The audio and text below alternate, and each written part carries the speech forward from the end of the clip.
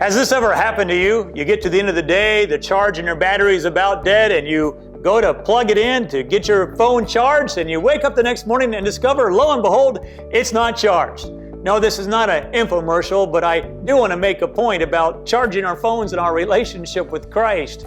I know sometimes I've gone to bed at night thinking I'm charging my phone, only to wake up the next morning and it hasn't been charged for a number of reasons. Sometimes because I didn't have it pushed in far enough, or turns out it wasn't connected to the other thing that goes into the outlet, or it wasn't pushed in far enough. And it's just really frustrating because you're usually in a hurry the next day and you got to get on the road and you don't have a charge on the phone at all. Well, I wonder if sometimes something similar happens in our relationship with Jesus.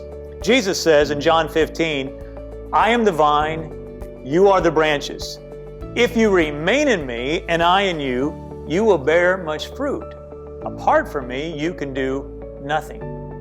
You know, if you're someone who goes to church regularly, you read your Bible on a regular basis, you even pray regularly, is it still possible to disconnect from Jesus?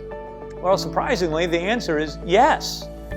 Just as when you thought your phone was plugged in and recharging, but it turns out it wasn't, so can we fool ourselves into thinking that we're staying connected to Jesus just because we're going through the motions.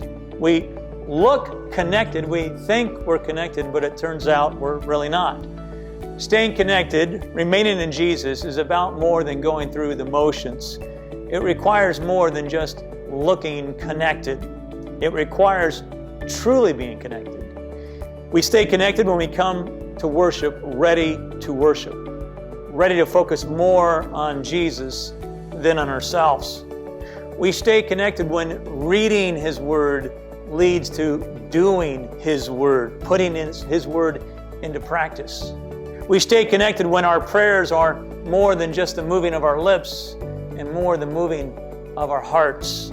As Jesus says, of all who appear connected to Him but are not, these people honor me with their lips, but their hearts are far from me.